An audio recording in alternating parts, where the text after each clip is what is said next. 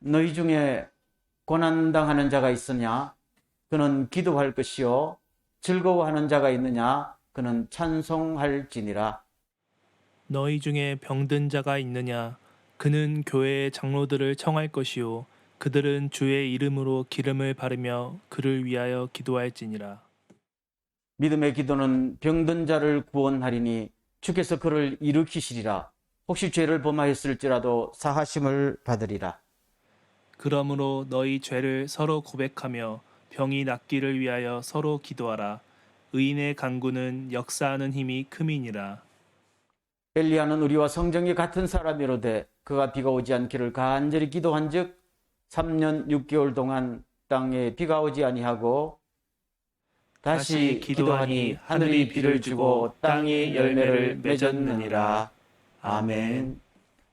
오늘은 성경에서 꿈꾸는 교회, 예수님께서 마음속에 있던 교회의 모습을 닮으려는 초대교회의 노력, 그 메시지를 볼 수가 있는 것입니다.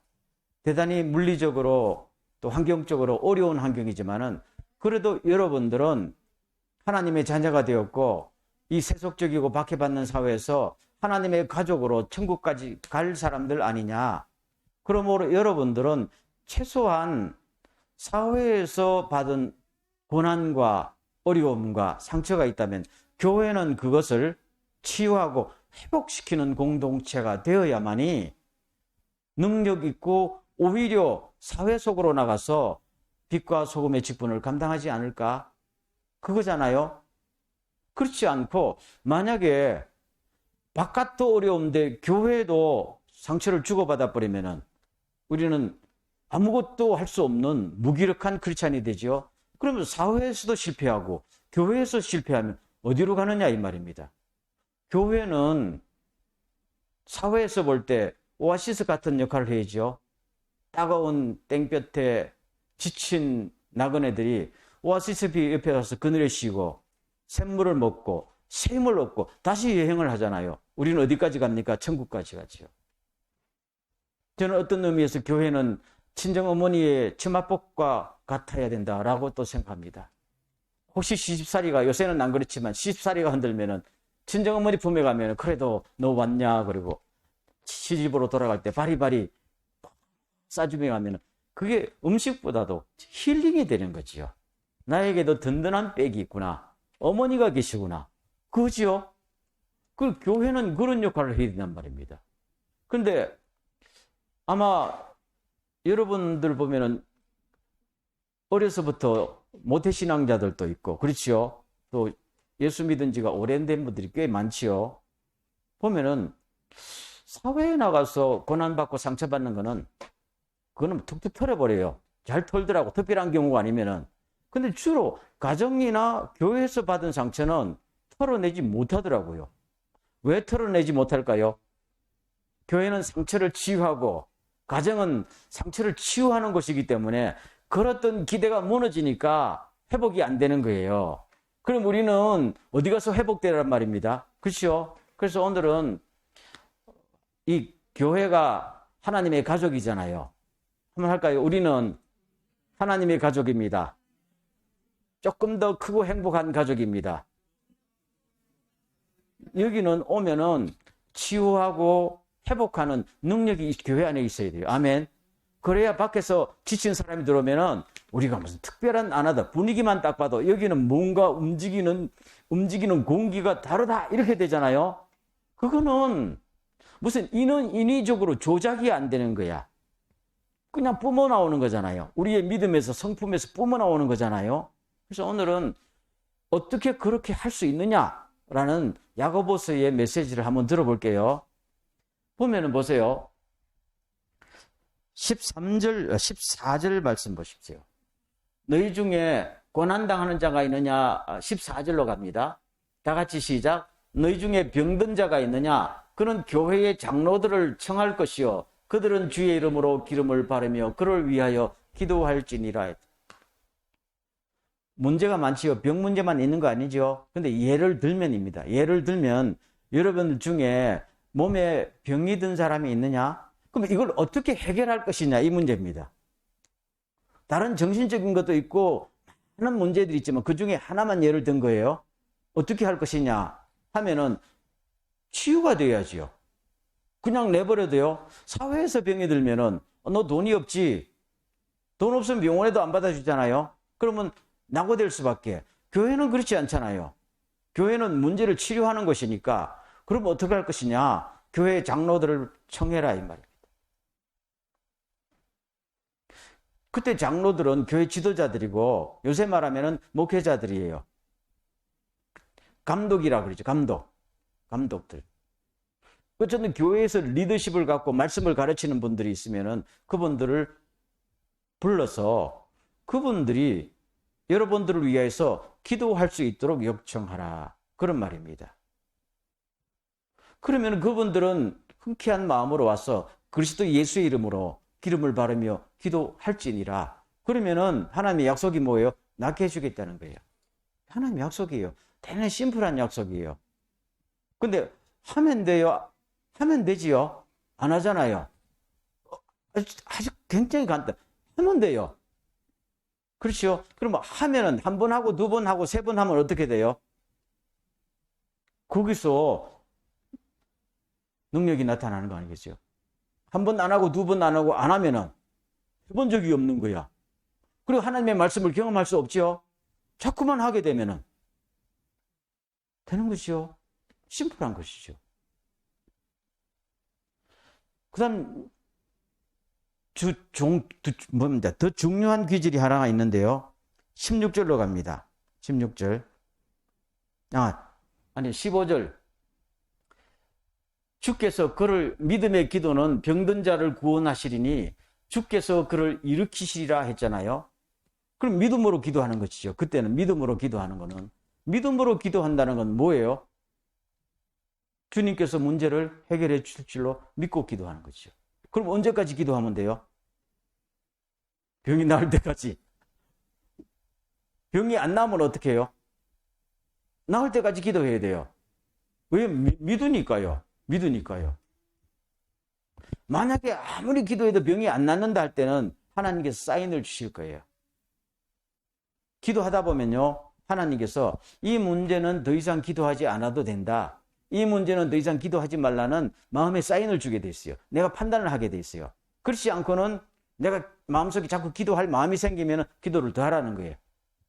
성경의 메시지가 그렇단 말입니다. 그럼 오늘 우리가 무슨 문제를 놓고 기도할 때에 하나님께서 너 그 문제에 관해서는 내가 알아서 처리할 테니까 기도 그만해도 된다 하는 사인을 받아본 적이 있어요? 없는가? 그러면 그만큼 기도 안 했다는 거지. 저는 몇 번 받아본 적이 있어요. 마음속에 어느 날 이 문제는 더 이상 네가 기도 안 해도 된다. 성경은 그런 예가 있을까요? 없을까요? 있어요. 사무엘이 하나님이 사울을 버렸잖아요. 그런데도 자기가 기름을 부었으니까 너무 안타까워서 어쨌든 하나님은 사울 왕을 회개시켜 주세요. 회개시켜야 돼. 하나님께 어느 날 뭡니까? 너 사울을 위해서 기도 그만해라. 스톱. 네 할 의무는 다 했다. 스톱. 이제는 다윗을 세우겠다. 이렇게 나왔죠. 그렇지만은 사무엘은 그때까지 기도한 거야. 그때까지. 어떻게 보면 사무엘의 기도 덕분에 사울왕이 그때까지 버틸 수가 있었을지도 몰라요. 그렇기 때문에 우리는 이게 하나님의 뜻이냐 아니냐 묻는 거는 나중에 묻고 기도할 제목이 있거나 기도할 마음이 있으면 일단 기도 시작해요. 나를 위해서도 그렇지만 특별히 남을 위해서 기도할 때도. 그래서 한참 하다 보면은 하나님께서 좋은 사람 같으면 계속 기도하게 하고 하나님께서 쟤는 내가 그만하겠다 그러면 너도 그만해. 그럴 때까지는 하라는 거죠. 그게 믿음의 기도지요. 그 정도로 하게 되면 하나님께서 그 사람을 때가 되면 일으켜 주시겠다. 병을 고쳐주시고. 두 번째요. 혹시 죄를 범하였을지라도 나음을 입으려. 혹시 죄를 범하였을지라도 이 말은 혹시라는 것은 만약이죠. 만약 그 사람의 병의 원인이 죄가 원인이라면은 이 믿음으로 기도하는 동안에 하나님께서 그 사람의 죄도 다루실 것이다. 그래서 병의 뿌리가 되는 죄도 하나님께서 해결해 주실 수 있도록. 그럼 어떻게 그렇게 되는가 하면요. 처음에는 모르고 주여 이 사람 병을 치료해 주세요. 상처를 치료했어요. 이 사람의 문제 치료했어요. 가정에 어려운 문제가 있고 자기 장래에 어려운 문제 많습니다. 기도하잖아요. 하다가 보면은 서로 기도하는 거니까요. 그럼 하나님께서 성령으로 뿌리를 터치하게 돼 있어요. 토해내게 돼 있어요. 그러면 하나님께서 그 토해내는 자벽을 통해서 뿌리를 뽑고, 뿌리를 뽑으면 병이 어떻게 돼요? 낫는 것이죠. 병만 문제가 아닙니다. 다른 모든 것도 주님께서는 아무것도 모르는 상태에서도 마음을 다해서 서로를 놓고 기도하다 보면요, 하나님께서 마지막에는 시간을 끌겠지요. 끌어도 마지막에 뿌리를 탁 터치하십니다. 뿌리를 정확하게 끄집어내 있어서 해결하게 하십니다. 아멘. 그게 굉장히 중요한 것이죠. 보통 우리가 이제 상처를 주고받는다라고도 말하지요. 상처를 주고받을 때는 우리는 죄라고 생각하지 않지만 우리 마음에서 뭔가 한번 나갔잖아요. 비난이든지 비난 비슷한 거라든지 나는 그냥 아무 생각 없이 말했는데 저 사람은 상처받을 수도 있어요. 그러면 해결돼야 되잖아요. 그러면 기도하다가 보면은 그 사람을 깨닫게 하든지 내 입에서 말이 나게 하든지 해가지고 이걸 터뜨려요.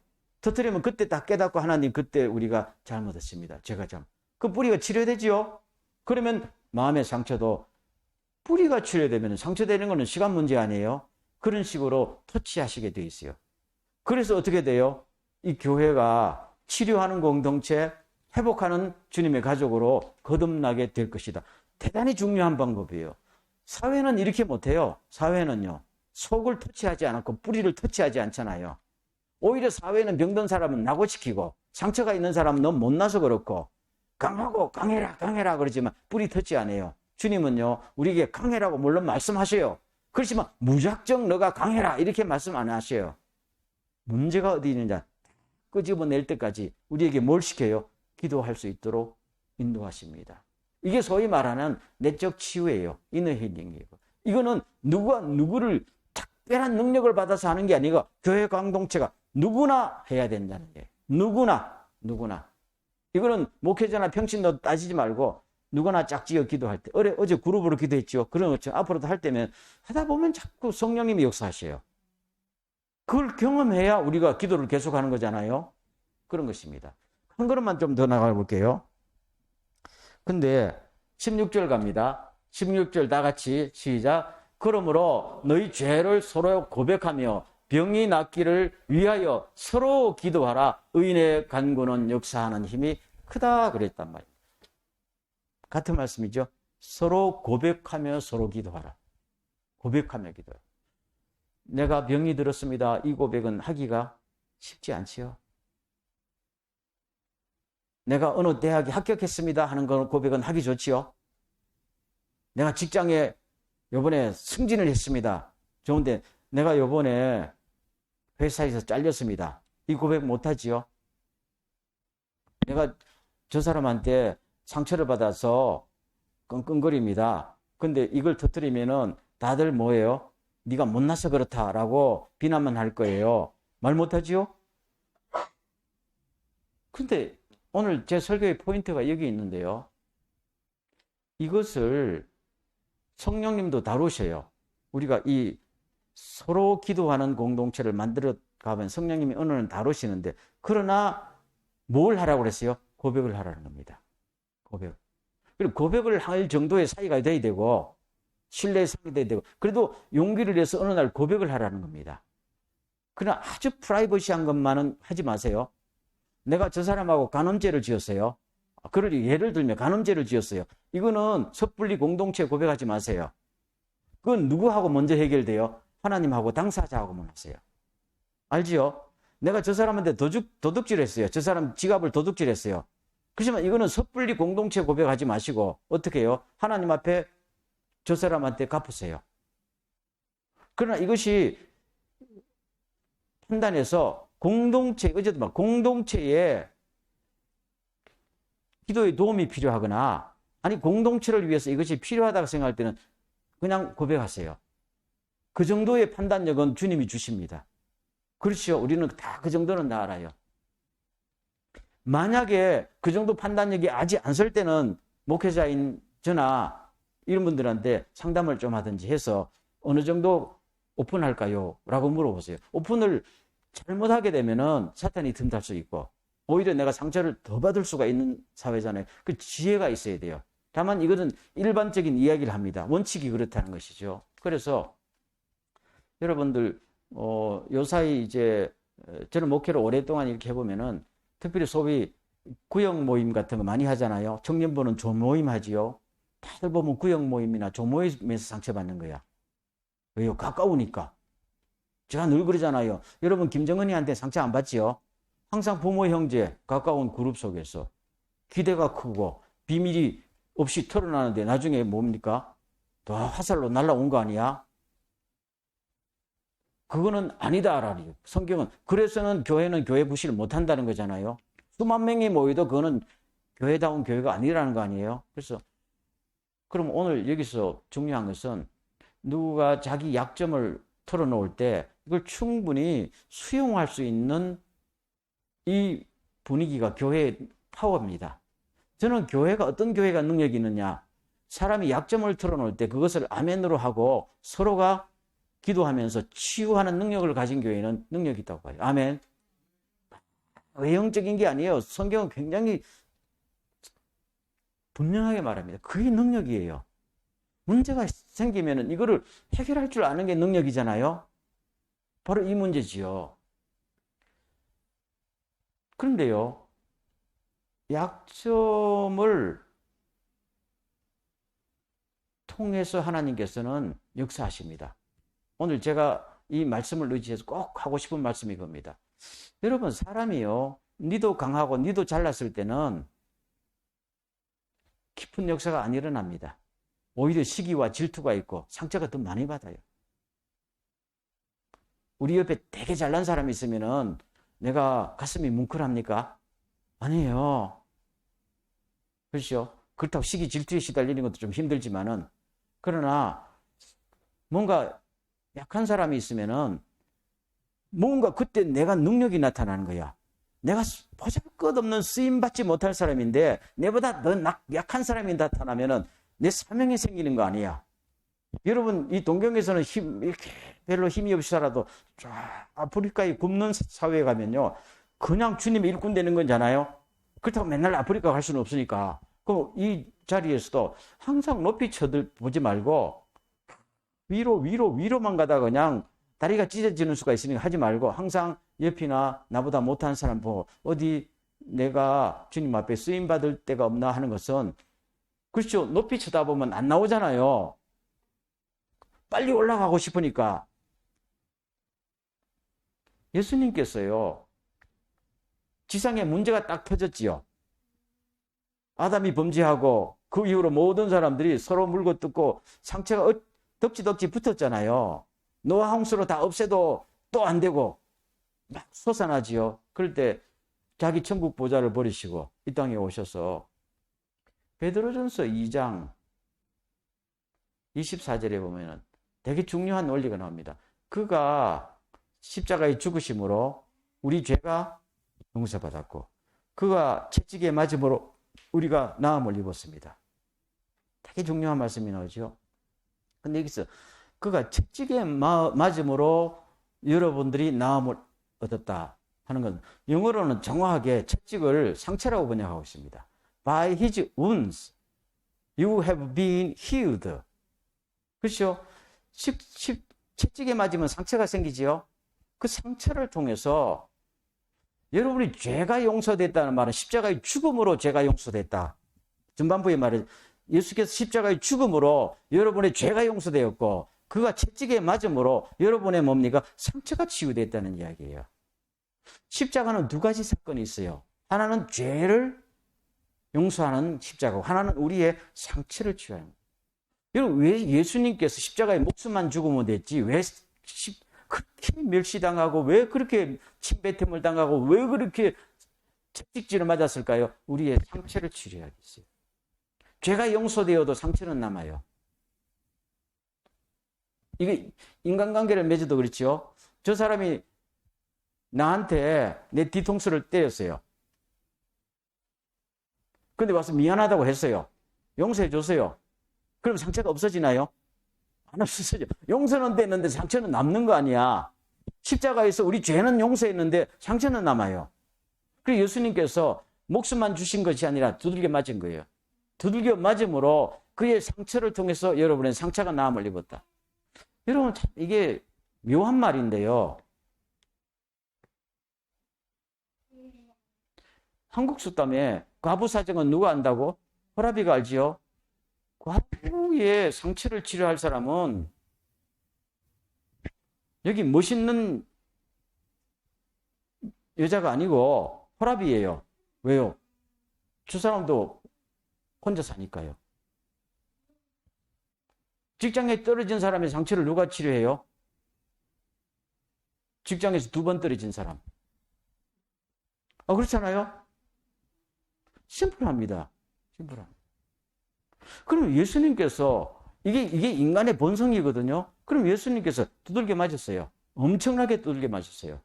그럼 우리가 고난주간에 예수님 가만히 생각하면은 예수님 때문에 상처가 생깁니까? 예수님을 생각하면서 시기 질투 생겨본 적이 있어요? 있어요? 예수님 때문에 상처받은 사람이 있어요? 그럼 예수님이 우리 눈에 멋있게 보이지 않았다는 이야기지. 예수님께서 하늘을 가리고 짱 하고 나타났다가 십자가에 못 박히고 짱 하고 올라갔으면은 우리는 잘 모를 거야.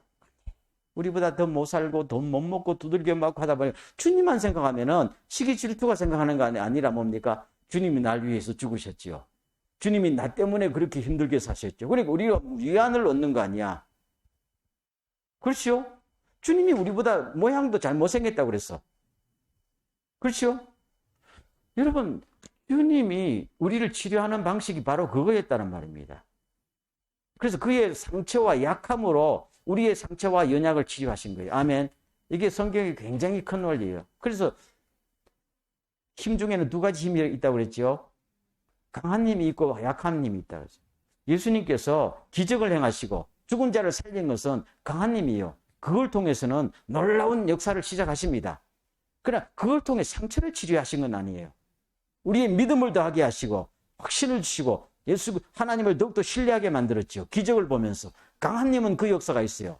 근데 우리의 깊은 죄로 인한 상처를 치료할 때는 기적을 가지고 치료했나요?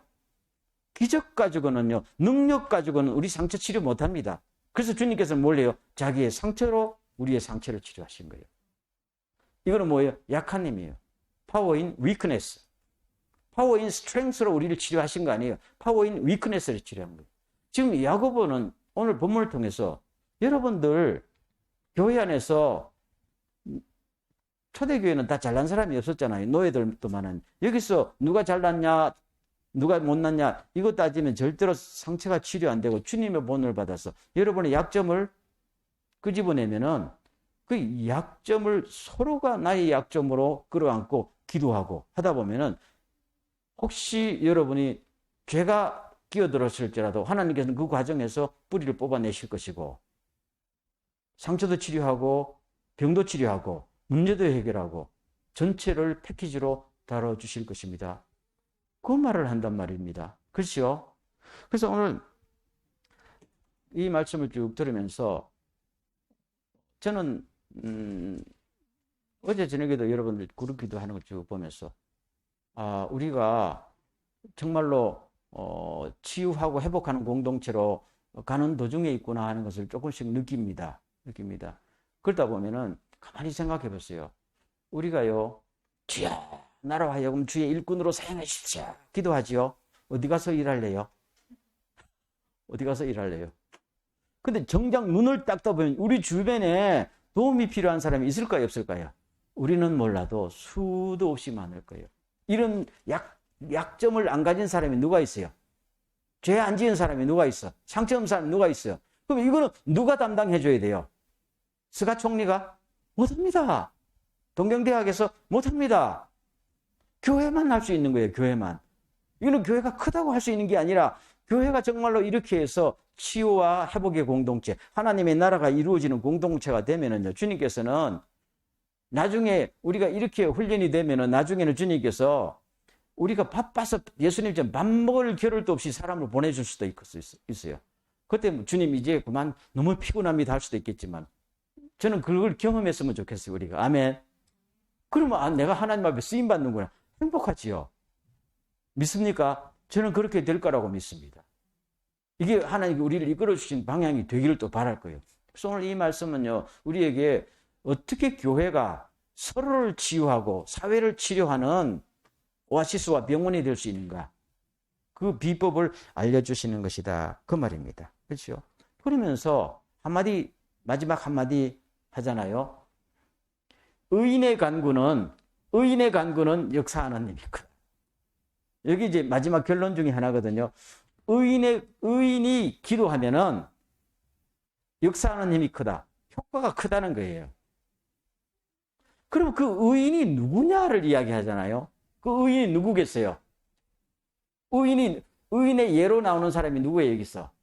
엘리야란 말입니다. 엘리야. 보세요. 시작. 엘리야는 우리와 성정이 같은 사람이로되 그가 비가 오지 않기를 간절히 기도한 즉 3년 6개월 동안 땅에 비가 오지 아니하고 18절 다시 기도하니 하늘이 비를 주고 땅이 열매를 맺었느니라 했지요. 엘리야가 한 번 기도하니까 하늘 문이 닫혀서 3년 6개월 동안 가물이 들었죠. 다시 기도하니까 비가 소나기처럼 쏟아졌지요. 그런데 이 엘리야는 의인이라는 겁니다. 근데 이 의인에 대해서 한마디를 딱 보태줍니다. 17절 보세요. 엘리야는 우리와 성정이 같은 사람이에요. 엘리야는 처음부터 능력 타고나지 않고 처음부터 믿음이 특별한 사람이 아니었다는 말입니다. 처음부터 그렇게 기적을 일으킬 정도로 파워가 있는 사람도 아니었다는 거예요. 우리와 똑같은 사람이었다. 성정이 똑같다는 말은 뭡니까? 우리와 어떤 그 속의 모습이 똑같다는 이야기예요. 엘리야가 성격이 급했을까요? 순했을까요? 주야, 저 인간 하늘에서 불빛 내려서 죽이십시오 했잖아요. 그 성격은 못됐지요. 여러분 생각했어요. 우리 이걸 때, 야, 엘리야가 능력이, 하나님께서 막 능력을, 성격 못된 거는 우리가 안 보지요. 능력만 추정하지요. 여러분 같으면은 자기한테 조금 뭐 하면 주여 불비를 내려서 저 50명씩 죽이십시오 하겠어요? 도저히 못해. 여러분 심장이 약해서 못. 엘리야는 물론 그게 자기 개인의 원수는 아니에요. 우상숭배자들이 보낸 그 왕이 보낸 사람. 그래도 어떻게 한 번에 50명씩 불태워 죽이냐, 하늘에서 내려와서. 그것도 한 번도 아니고 두 번이나. 그 나중에 그 왕이 보낸 그 사람이 약간 벌벌벌 떨잖아요. 벌벌벌 떨면서 봐주십시오. 성격 못됐죠. 어쨌든 여기서 성격 이야기 하려는 게 아니야. 우리와 성격이 똑같다는 이야기야.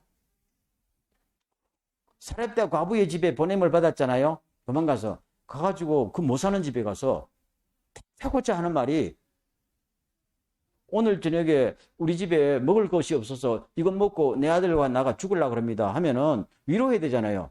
그러지 말고 먼저 내한테 밥상 차려놔 딱 그러잖아요. 아, 그게 성격이 너무 무리하지 않아? 그런 생각 안 들어요? 이 성격이 이렇게요. 그래도 주님께서, 그 사람이 나쁜 사람은 아니지, 성격이 그런데 그래도 주님께서 이런 거를 다 커버하시고 기도에 위력을 주셨다는 거예요. 제가 보면 여러분 엘리야보다는 여러분 성격이 더 좋은 것 같아요. 아, 진짜 예의도 바르고 온순하고 성격이 좋지요. 그러면은 엘리야가 이런 사람이 그 정도의 기도의 파워를 가졌다라면 여러분은 못할 게 뭐 있느냐 그잖아요. 그 말입니다. 의인은 엘리야인데 엘리야가 그랬다는 말입니다. 그럼 엘리야 보고 왜 의인이라고 그랬느냐 하면요, 믿음으로 기도했기 때문입니다. 여기 딱 그럽니다.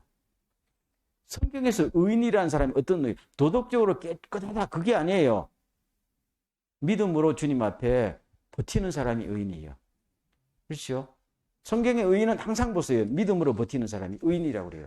믿음으로 의롭다함을 얻는 것이고, 아브라함이 믿음에 의롭다 여김을 받는 것이고, 성경에 항상 구약 성경에서 의인의 개념은 주님 앞에 믿음으로 서는 사람이에요.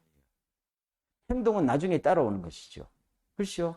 그러면 엘리야가 어떤 사람인가 하면요,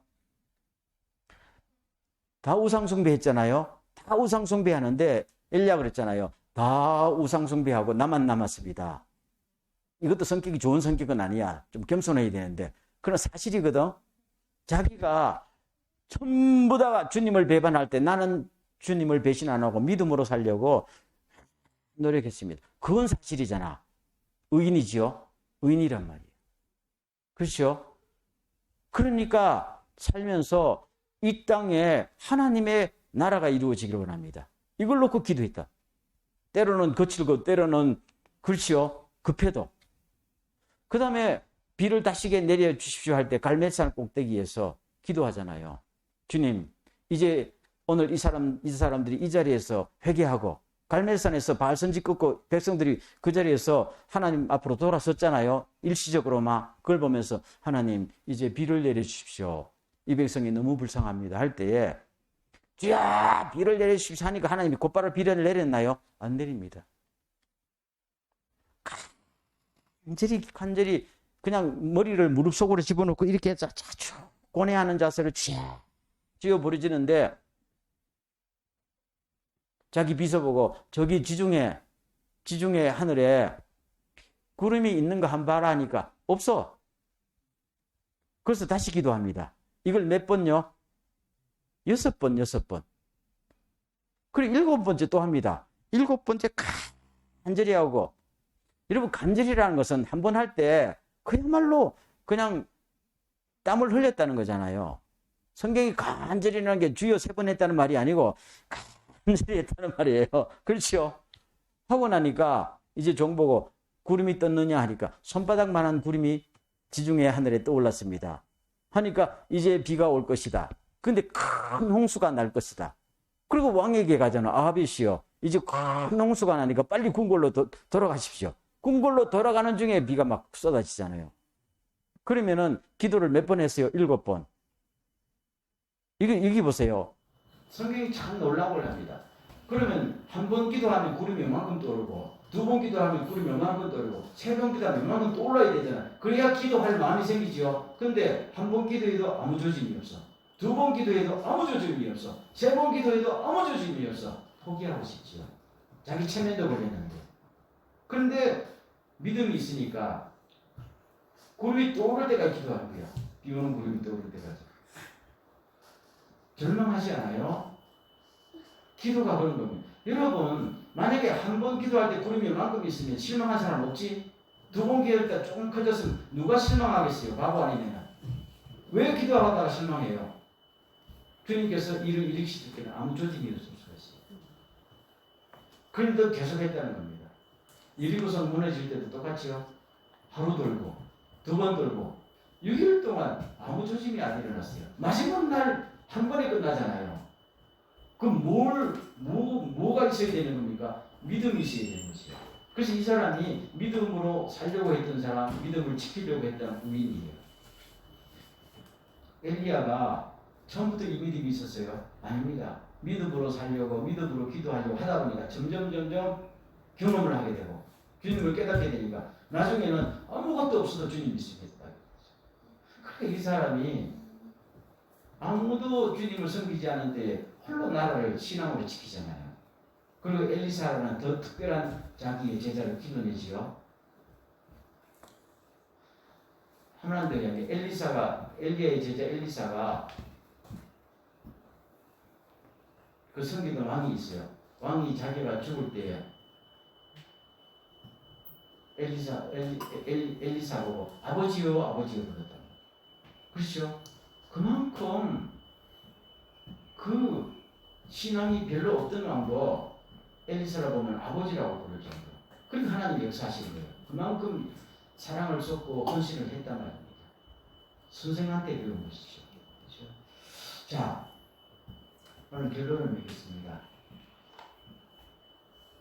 오늘 이 말씀은 우리들에게 어떻게 교회가 치유와 회복의 공동체가 되어서 교인들을 건강하게 하고 사회를 살리느냐.